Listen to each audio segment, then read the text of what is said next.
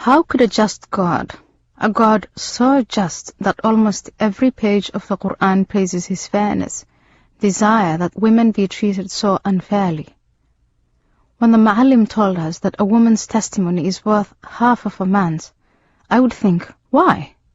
If God was merciful, why did he demand that his creatures be hanged in public? If he was compassionate, why did unbelievers have to go to hell?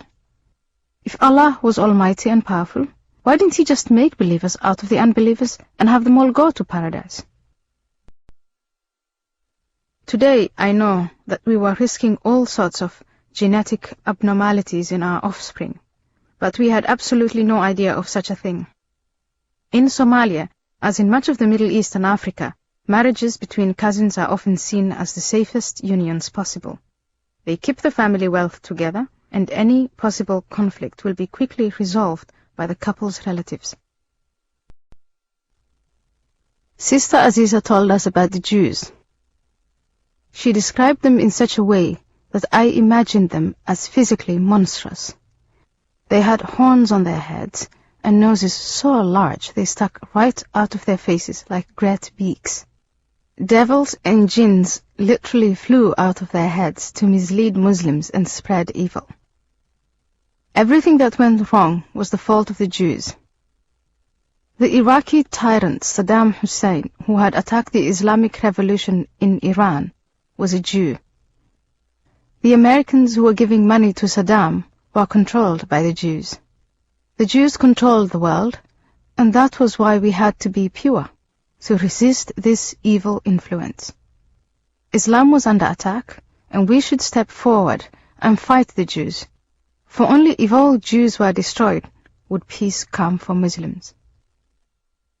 We owed our husbands absolute obedience, he told the mothers and teenage girls who had gathered to listen to him.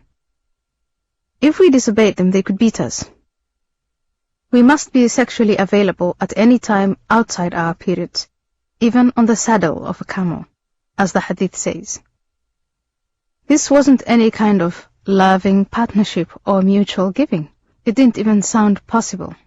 But Boqolsoum yelled, "Total obedience. This is the rule in Islam." It enraged me, and I stood up behind the curtain. In a shaky voice I asked, "Must our husbands obey us too?" There's nothing wrong with that question, but Boqolsoum's voice rose, hard and dry. "Certainly not!" I dug my nails into my hand to stop myself from shaking and went on. "Men and women are then not equal?" Boqolsoum said, "They are equal." "But they are not," I told him. "I'm supposed to totally obey my husband, but he's not totally obedient to me, and therefore we are not equal. The Quran says on almost every page that Allah is just, but this is not just." Boqolsoum's voice rose to a shout. "You may not question Allah's word. His mind is hidden. Satan is speaking to you, girl. Sit down instantly." I sat down, but as I did, I hissed, "Stupid," under my breath. It alarmed the other women in the room. They thought I truly must have lost my mind to a demon. But I knew I had genuinely sought the truth, and Boqolsoum had shut me up because he didn't know it. The flaw could not be in the Quran, because that's God's word. It must lie with the stupid Ma'alim, with the whole inept cohort of Ma'alims that it had been my unhappy lot to encounter. I thought that perhaps Boqolsoum was translating the Quran poorly. Surely Allah could not have said that men should beat their wives when they were disobedient. Surely a woman's statement in court should be worth the same as a man's, I told myself. None of these people understand that the real Quran is about the true equality. The Quran is higher and better than these men. I brought my own English edition of the Quran and read it so I could understand it better. But I found that everything Boqolsoum had said was in there.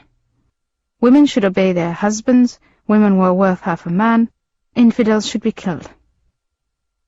I talked to Sister Aziza and she confirmed it. Women are emotionally stronger than men, she said.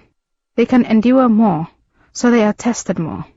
Husbands may punish their wives, not for small infractions like being late, but for major infractions, like being provocative to other men. When you pray, you're supposed to feel the force of God and know that you are in His presence. But though I tried hard to open my mind to that force, I never seemed to feel it. To be honest, I prayed because I knew I should, but I never felt very much during prayer, only the discomfort of the grass mat pressing against my feet and the unpleasant odors of some of the bodies around me as the Imam droned monotonously for hours.